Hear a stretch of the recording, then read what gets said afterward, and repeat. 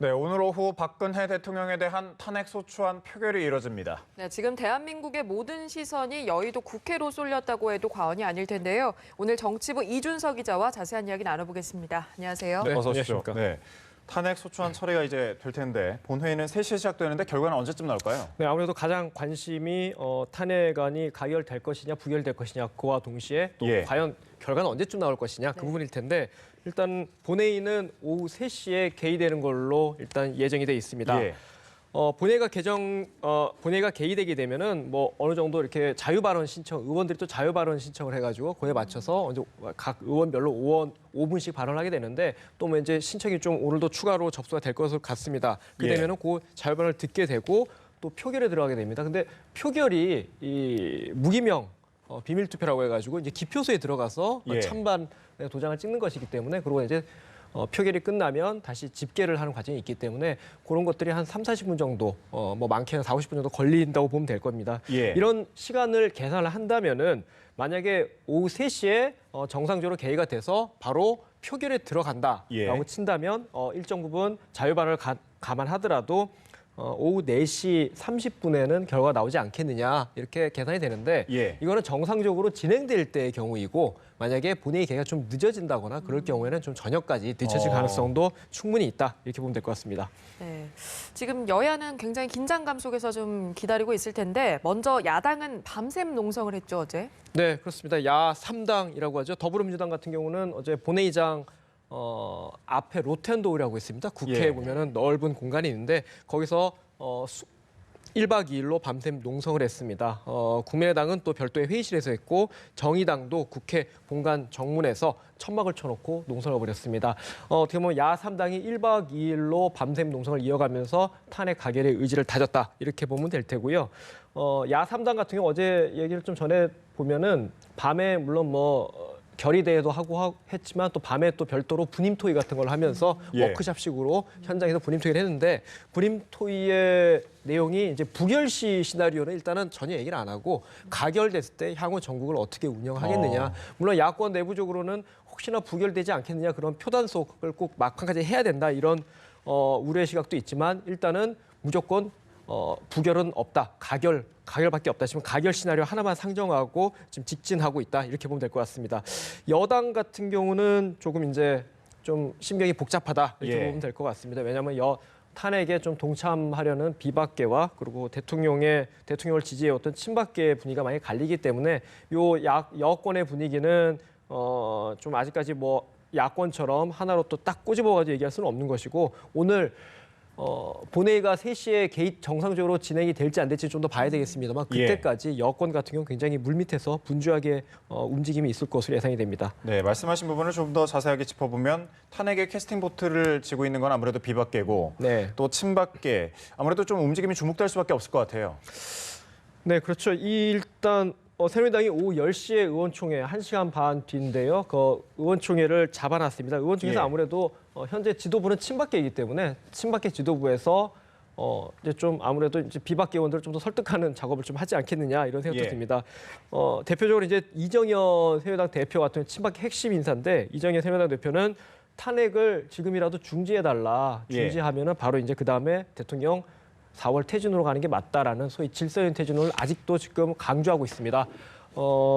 다만 이게 여권 전체적인 분위기라고 보기는 어려울 것 같고요. 여권에서도 비박계는 기본적으로 지금 촛불 민심이 워낙 격앙됐기 때문에 지난주만 하더라도 비박계가 탄핵에 대해서 조금 애매모호한 입장을 취했었는데 지난 주말 6차 촛불 집회죠. 그때 너무 많은 인파가 몰린 걸 보고 비박계도 지금 거의 탄핵 쪽으로 많이 움직임이 쏠려 있다 이렇게 보면 될 것 같습니다. 친박계 내부에서도 이정현 대표를 비롯해서 친박 핵심 강경 진영에서는 탄핵에 반대하는 목소리를 여전히 계속 내고 있지만 아직까지 의사를 표명하지 않는 친박계들도 좀 있습니다. 과연 이 진영에서 탄핵 찬성표가 과연 나올 것이냐 이 부분도 하나의 변수가 될 텐데 뭐 언론에서는 뭐 샤이 탄핵파 이렇게도 표현을 하더라고요.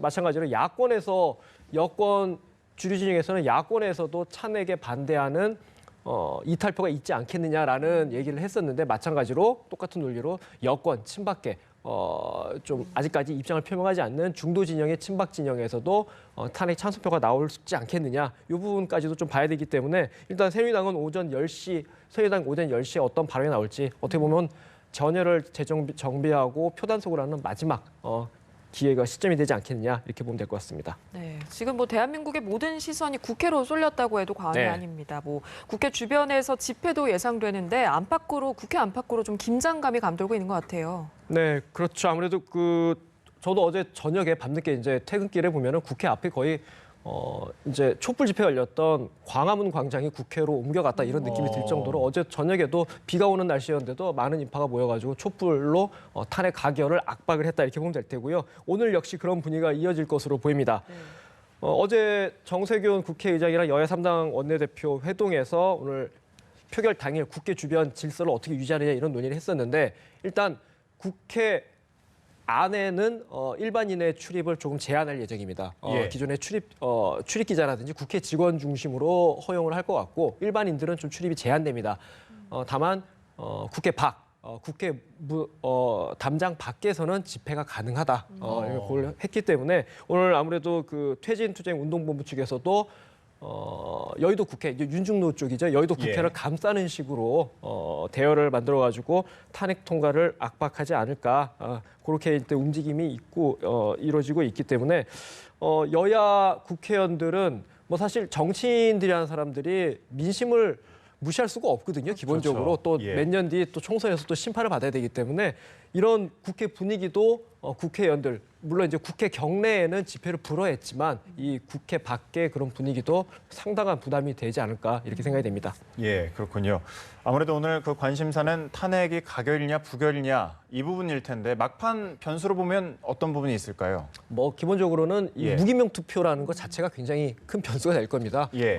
기명 투표라면 자기 이름을 걸고 하는 기명 투표라면은 이 국회를 감싸고 있는 촛불 민심을 어떻게 보면 거의 거스리기가 굉장히 힘들 겁니다. 근데 예. 무기명 투표이기 때문에 국회의원 개개인의 또 이해가 또 엇갈리기 때문에 거기서 아까 제가 말씀드린 것처럼 친박 진영 내 또는 비박 진영 그리고 혹시나 야권 내에서까지 어떤 이탈표가 있지 않겠느냐 예.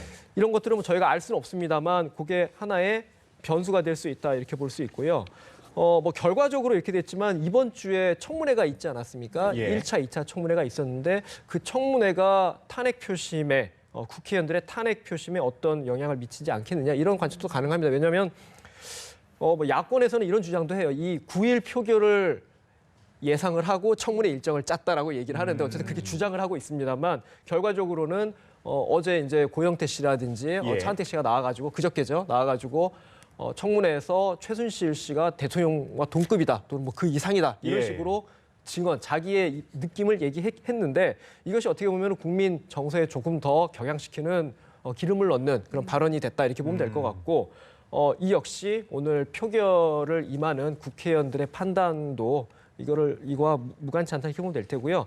이제 세월호 7시간 이제 최근 이제 언론 보도 등을 통해 가지고 세월호 당일에 미용사가 청와대 출입했다 예. 이런 보도까지 나오지 않았습니까? 물론 그 얼마나 체류했느냐, 뭘 했느냐 그거에 대해서는 언론 보도와 청와대 입장이 서로 다르긴 합니다만 어쨌든 출입했다는 사실까지는 확인이 됐습니다. 따라서 이런 상황에서 야권에서는 지금 세월호 7시간 동안 뭘 했느냐 그걸 규명해야 된다. 이걸 어떻게 보면 대통령의 국민의 안전을 보장하는 의무를 위반한 위헌적인 행위다 이렇게 주장을 예. 하고 있고 이 역시 탄핵소추 안에 담았습니다. 근데 이 부분이 비박계 특히 이제 캐스팅 보트를 지고 있다고 하는 비박계에서는 그동안 계속 세월호 7시간을 빼달라고 요청을 해왔거든요. 근데 일단 야권에서는 빼지 않고 넣었습니다. 이 부분이 과연 비박계의 탄핵 동참 기류를 좀 낮출 수 있겠느냐. 예. 어제도 이 세월호 7시간이 최종적으로 소추안에 반영되니까 비박계에서는 아쉽다라는 표현을 냈습니다. 이 부분도 또 막판에 변수가 되지 않겠느냐 이렇게 보면 될 것 같습니다. 네, 뭐 이런 가운데 지금 야당에서는 뭐 이탈표를 최소화하기 위해서겠죠. 투표 용지를 인증샷으로 공개하자 이런 움직임이 이렇다고 하는데 이 기자는 이걸 어떻게 보십니까? 가능한가요, 이게?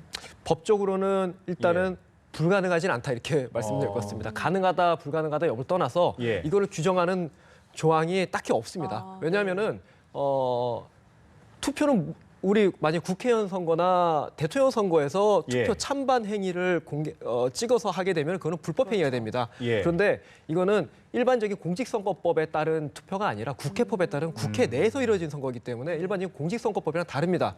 따라서 인증샷을 해야 된다, 하면 된다 안 된다의 규정이 딱히 없는 상황입니다. 예. 따라서 국회의원들이 그 인증샷 자기 뭐 이렇게 되겠죠. 찬성이든 반대든 찍어가지고 자기도 이렇게 셀카로 가래 찍어가지고 바로 인증샷을 뭐 공개하는 게 될 텐데 이런 행위가 어떻게 보면 굉장히 논란이 될 소진이 있습니다만 법적으로는 명확하게 불법이다 얘기할 수 없기 때문에 그리고 그와 더불어서 야권은 이미 무조건 탄핵 가결 쪽으로 방향을 잡았기 때문에 예. 이런 표가 좀 꽤 나오지 않겠느냐 이렇게 예상이 됩니다. 예. 이런 가운데 정치권은 벌써 조기 대선을 준비하는 분위기죠. 네, 그렇습니다. 어쨌든 뭐 탄핵이 가결된다면 곧바로 물론 이제 최장 180일의 헌법재판소의 최종 판단을 기다려야 합니다만 예. 일단은 여야 정치권은 곧바로 조기 대선 레이스로 들어간다 이렇게 보면 될 것 같습니다. 부결이 된다 하더라도 부결이 되게 되면 촛불 민심이 더 격앙되면서 대통령의 퇴진, 하야를 요구하는 목소리가 계속 이어질 수 있기 때문에 이 역시도 결국은 차기 대권 주자들의 움직임과 맞물려서 조기 대선 모습으로 간다 이렇게 보면 될 것 같습니다. 일단은 이번 주에 오늘 탄핵 가결이든 부결이든 탄핵 결과가 나오고 예. 다음 주까지 국정조사가 마무리되게 되면 그다음에 헌법재판소의 심리와 특검의 움직임과 맞물려서 정치권에서는 바로 조기 대선 모드로 들어선다 이렇게 보면 될 것 같습니다. 예.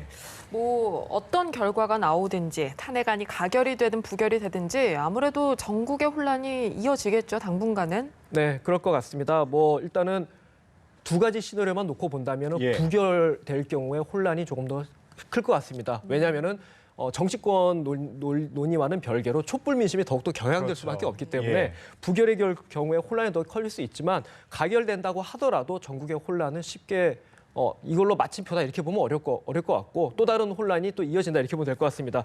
먼저 가결될 경우의 시나리오를 보게 되면 일단은 대통령의 직무는 곧바로 정지가 됩니다. 이제 저희가 탄핵소추안이죠. 그리고 이제 법적으로는 국회 법사위원장이 탄핵소추위원장을 맡아가지고 바로 탄핵소추 절차에 들어가게 됩니다. 현재는 이제 새누리당 비박계인 권성동 의원이 법사위원장인데 2004년도에는 당시에 이제 김기춘 법사위원장이 탄핵소추위원장을 맡았죠. 예.